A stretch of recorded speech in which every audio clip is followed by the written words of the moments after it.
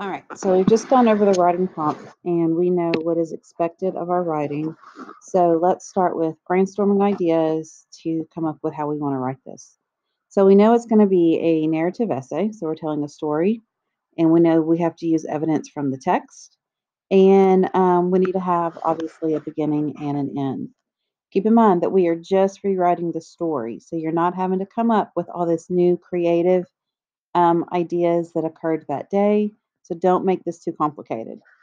Key thing that you need to make sure you have is you need to include these details. That's where in the writing prompt it said you had to use evidence from the text. That's what these details are going to include.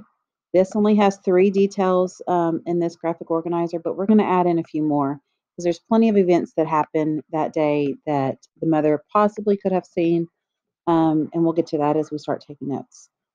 Part of the prompt said to use narrative techniques. That's where we have a structure here. We're going to have a beginning and a middle, obviously, where our details are going to be, and we'll have an ending. That chronological order and the transition words that you'll use fit in with those narrative techniques. So we know in the beginning of the story, what takes place is that we have the mom. Let me make that a little bit smaller.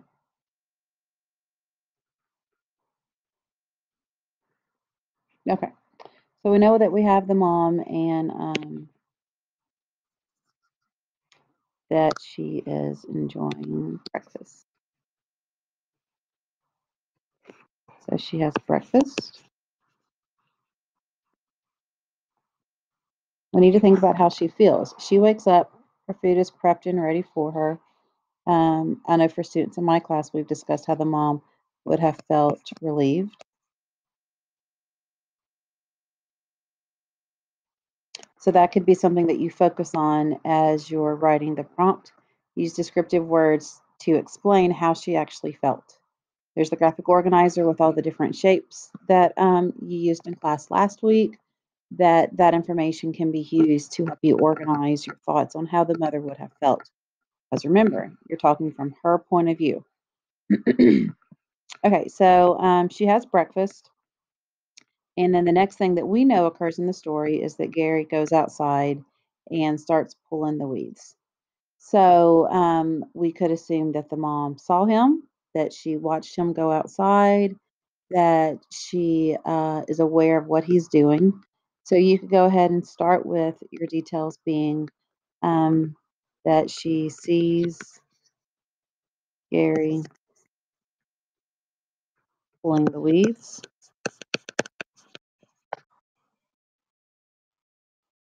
And here, think about how does that make her feel? Maybe she's happy to see that her son has started his day outside working. Maybe she's curious, like why is he out there? What's his motivation? What is it that he's wanting to do? Next, he mows the yard.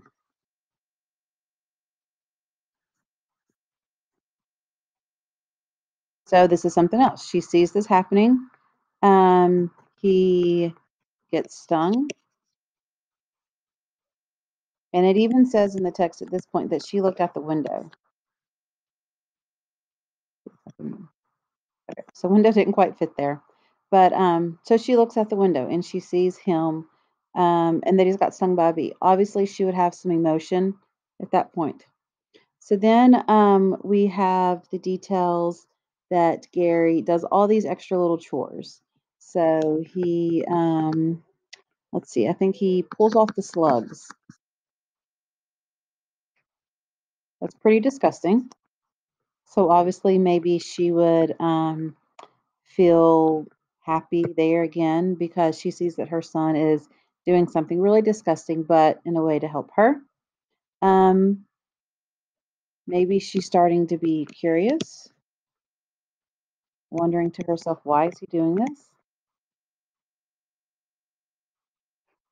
Why is he working so hard, especially on Saturday? Let's see, he cleans the lint. Okay. That could possibly be, you know, you could add an idea that, oh, well, then she realizes she needs to do laundry. So she thinks of something that she has to do, but then remembers that he's doing all this extra work for her. So remember, keep in mind that you need to think about, how does this make her feel? How does she feel? Because again, you are writing from her point of view. You are pretending as if you are her. So then the next event that really occurs is the whole issue with the waxing car. So we know at some point during this whole situation, Gary and his brother Rick are cleaning the car. They come in for lunch, so maybe you could add a detail that she took lunch. And then later on, when they mess up, technically from the text, it says that the car becomes foggy white. She comes outside, and she actually has to rinse off the car. The boys are also arguing at this point. So not only does she end up having to come out and finish cleaning up the car, she has to deal with their argument. So you could add those details right there. Again, just think about, how does she feel? Adding these emotions, that's going to be one of the narrative techniques, explaining her thoughts, how she feels when she sees the different things that have happened, what's occurred. All right, so then we have our ending. Let's see if I can erase those. There we go. Okay, so we know that the story ends with them at the movies.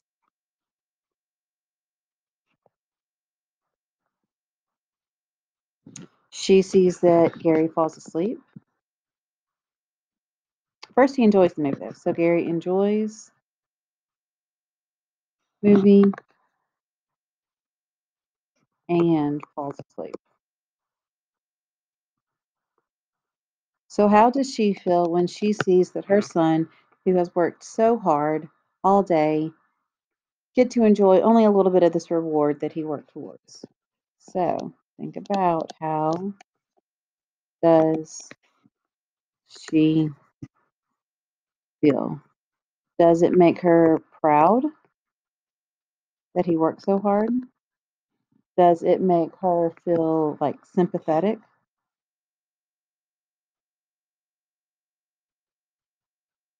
Because she works hard every day, and comes home and is tired, and maybe there's something she doesn't get to enjoy.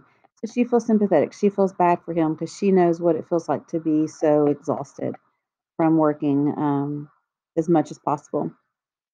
So here again, you've got your beginning with how the story starts. Also, the kids have the TV low.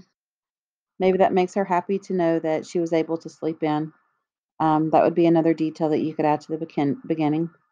We have at least 3 details. We chunked the text into 3 different main scenes that occur. You can pull out scenes differently. It doesn't have to be these exact ones that I've mentioned. In this section right here, there's a lot more that he does. There's also the details about pulling the ticks off the dog. There's a lot more that you could add to it. These are just the few that I picked out. And then at the end, we know that they're at the movies and that he's not fully able to enjoy that reward. Keep in mind that as you're doing this, you need to think about how the mother feels. That's how we as teachers are going to know that you are writing from the mother's point of view. Include emotions that she has all throughout that day. All right, so the next video is going to be explaining the syllabus and how you're going to be graded on the text.